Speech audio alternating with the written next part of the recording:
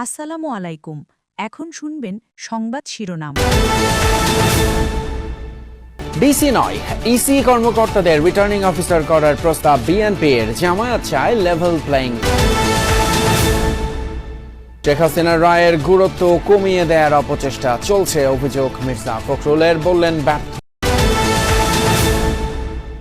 ফেব্রুয়ারি নির্বাচন শান্তিপূর্ণ এবং উৎসবমুখর করতে সশস্ত্র বাহিনীর সহযোগিতা চাইলেন প্রধান উপদেষ্টা। ডিএসসি যুবদল নেতা কিবরিয়া কিলিং মিশনে থাকা দুই সন্ত্রাসী গ্রেপ্তার। আধিপত্য এবং রাজনৈতিক কোন্দলের জেরে হত্যাকাণ্ড বলছে। আসসালামু আলাইকুম। এতক্ষণ শুনছিলেন সংবাদ শিরোনাম, এখন শুনবেন বিস্তারিত। ইসি নয়, ইসি কর্মকর্তাদের রিটার্নিং অফিসার করার প্রস্তাব দিয়েছে বিএনপি। বিকেলে নির্বাচন কমিশনের সাথে সংলাপে এই মত দেয় দলটি।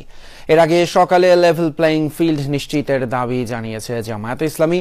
ইসির সক্ষমতা নিয়ে প্রশ্ন করেছে এনসিপি। সমাপনী বক্তব্যে সিইসি বলেন, আইন হওয়ার আগ পর্যন্ত গণভোট করা সম্ভব নয়।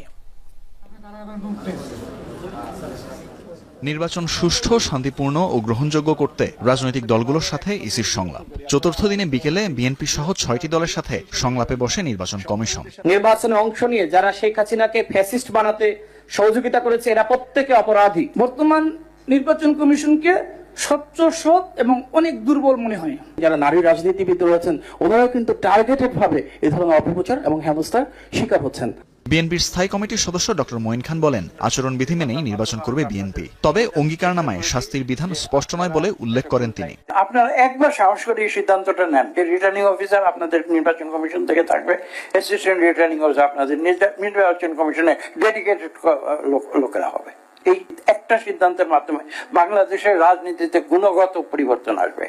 প্রধান নির্বাচন কমিশনার তার সমাপনী বক্তব্যে জানান, গণভোট নিয়ে আইন হলে কমিশন পরবর্তী প্রস্তুতি গ্রহণ করবে। সাংবাদিকদের ক্যামেরায় কমিশনের সিসি ক্যামেরা হিসেবে কাজ করবে বলেও মন্তব্য করেন তিনি। ইলেকট্রিক ভোটিং মেশিনকে অচল আখ্যা দিয়ে সমালোচনা করেন সেই প্রকল্পেরও। সবকিছু যদি ঐক্যমত্য কমিশনের জন্য নির্ভর করে বসে থাকতাম, আমি জানি না ইলেকশন আদৌ করতে পারতাম কিনা। একটা আইন হবে রেফারেন্ডাম, যেটা ইলেকশন কমিশনকে অথরাইজ করবে, প্রেসক্রাইব করে দিবে যে কি বিষয়ে গণভোট হবে, কিভাবে হবে, ইত্যাদি ইত্যাদি। সিইসি বলেন, দেশের রাজনৈতিক বাস্তবতা মসৃণ নয়, তবে নির্বাচন আয়োজনের ক্ষেত্রে এটিকে উপেক্ষা করারও অবকাশ নেই। বাস্তবতা যেটা আছে সেটা আপনাকে বিবেচনায় নিয়ে smartly you have to try to overcome. এর আগে সকালে জামাতে ইসলামী, এনসিপি, গণসংহতি আন্দোলন, এনডিএম, লেবার পার্টি সহ 7টি দলের সাথে সংলাপ করে ইসি।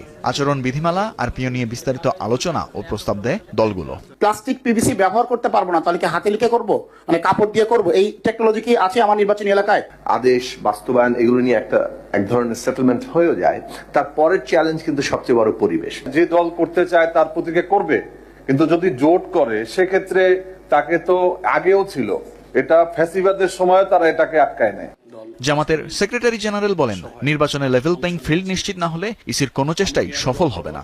হঠাৎ করে আবার এক সপ্তাহের মধ্যে অনেককে রদবদল করা হয়েছে। এটার পিছনে মনে হয় যেন কোনো একটা ডিজাইন করে একটা উদ্দেশ্যে এই কাজটা কোনো জায়গা থেকে হচ্ছে। নিরপেক্ষ এবং আস্থা রাখার মতো একটা উপায় হলো লটারির মাধ্যমে ট্রান্সফার করে দেওয়া।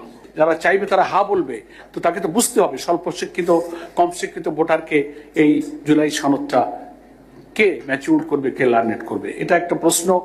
গণভোটের প্রক্রিয়া নিয়ে সুনির্দিষ্ট নীতিমালা দেওয়ার আহ্বান জানান এনসিপি নেতা নাসিরউদ্দিন পাটোয়ারি। যদি তার ওটটা সংবিধানের কাছে হয়, কোন রাজনৈতিক দলের কাছে না হয়, তাহলে আমরা 100% ইলেকশন কমিশনের যে কোঅপারেশন চাইবে সেগুলো আমরা দেব, এবং ইলেকশন কমিশন যেভাবে হলে এই ইলেকশনকে দিক নির্দেশনা দিবে আমরাও সেভাবে মেনে চলার চেষ্টা করব। বুধবারের সংলাপে বিএনপি, জামাত, এনসিপি সহ সব দলই আচরণবিধি মেনে চলার আশ্বাস দেয়। তানভীর মৌসুম, যমুনা নিউজ, ঢাকা। মানবতা বিরোধী অপরাধে শেখ হাসিনার মামলার রায়ের গুরুত্ব কমিয়ে দিয়ে ভিন্ন খাতে দৃষ্টি ফিরিয়ে নিতে একটি মহল সচেতনভাবে অপচেষ্টা করছে। 24-এর গণঅভ্যুত্থানে বিএনপি বইয়ের মোড়ক উন্মোচন অনুষ্ঠানে এই মন্তব্য করেন বিএনপির মহাসচিব মির্জা ফখরুল ইসলাম আলমগীর। বলেন, কেউ যদি এককভাবে সংস্কারের কৃতিত্ব দাবি করেন সেটা শুধুই সংকীর্ণ মানসিকতার প্রকাশ। রাজধানীর একটি হোটেলে 24-এর গণ অভ্যুত্থানে বিএনপি শীর্ষক বইয়ের মোড়ক উন্মোচন ও ডকুমেন্টারি প্রদর্শনী অনুষ্ঠান। এতে যোগ দেন দলটির মহাসচিব, স্থায়ী কমিটির সদস্য সহ যুগপথ আন্দোলনের সঙ্গী রাজনৈতিক দলের নেতারা। আলোচনায় বিএনপি নেতারা বলেন, দেশ কঠিন সময় পার করছে। এই পরিস্থিতি থেকে উত্তরণে দলকে ঐক্যবদ্ধ থাকতে হবে। সেই সাথে আসন্ন নির্বাচনের চ্যালেঞ্জ মোকাবেলা করে সুশাসন প্রতিষ্ঠায় গুরুত্ব দেন নেতারা। আমরা কিন্তু এখনো কঠিন সময়ে দাঁড়িয়ে আছি। যে দাঁড়ানোটা হলো আমাদের মানুষের সত্যিকারের একটা দেশের সুশাসন প্রতিষ্ঠা করা, যা কিনা আমাদের আগামী নির্বাচনের মধ্য দিয়ে আমরা যেটা সম্ভব করতে পারি। এই সংগ্রাম কিন্তু চলবে ভবিষ্যতে। কাজেই আমরা খুব বেশি এটা নিয়ে আশাহত হবা অথবা দুশ্চিন্তাগ্রস্ত হবার কোনো কারণ নেই। অনুষ্ঠানে বিএনপি মহাসচিব বলেন, মানবতা বিরোধী অপরাধের রায়ের গুরুত্ব ভিন্ন খাতে নিতে সচেষ্ট একটি মহল। সংস্কার নিয়ে বিএনপিকে ভিন্নভাবে চিত্রায়নের চেষ্টা মেনে নেওয়া হবে না। ফ্যাসিস্ট হাসিনার মানবতা বিরোধী অপরাধের জন্য রায় দেওয়া হচ্ছে কোর্টে, অন্যদিকে দেখি একটা মব ভায়োলেন্স চলছে। এটা কিসের আলামত আমি জানি না। আমি তো মনে করি যে ওই রায়ের যে গুরুত্ব সেটাকে কমিয়ে দেওয়ার জন্য একটা বিশেষ মহল ভিন্ন খাতে বিশ্ব দৃষ্টিকে নেওয়ার জন্য এই কাজগুলো করে বন্ধুগণ। মির্জা ফখরুল বলেন, বাংলাদেশকে ব্যর্থ রাষ্ট্রে পরিণত করতে না চাইলে দেশকে গণতন্ত্রের পথে ফেরাতে হবে। সেজন্য গণতন্ত্রে বিশ্বাসী সব দলকে ঐক্যবদ্ধ থাকার আহ্বান জানান তিনি। আমাদেরকে আজকে বাংলাদেশের সত্যিকার অর্থেই যদি আমরা সাস্টেইনেবল হতে চাই, একটা ব্যবস্থা তৈরি করতে চাই, ব্যর্থ রাষ্ট্রে পরিণত হতে না চাই, তাহলে গণতন্ত্রকে আমাদের এখানে নারিশ করতে হবে, তাকে প্রতিপালন করতে হবে, গণতান্ত্রিক প্রতিষ্ঠানগুলোকে নির্মাণ করতে হবে। কোন দল কে জিতলো কে হারলো ইটস নট ইম্পর্টেন্ট। ইম্পর্টেন্ট হচ্ছে যে আমাদের গণতান্ত্রিক প্রতিষ্ঠানটা শক্তিশালী হলো কিনা।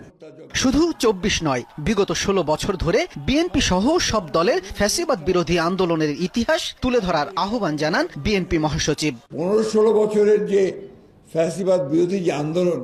শামীম রেজা, যমুনা নিউজ, ঢাকা।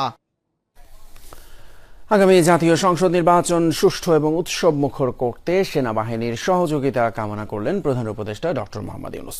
প্রশংসা করলেন গণ অভ্যুত্থান পরবর্তী সংকট উত্তরণে সেনাবাহিনীর ভূমিকার। সকালে ডিফেন্স সার্ভিসেস কমান্ড এবং স্টাফ কলেজের কোর্স 2025-এর গ্রাজুয়েশন সেরেমনিতে এসব কথা বলেন তিনি।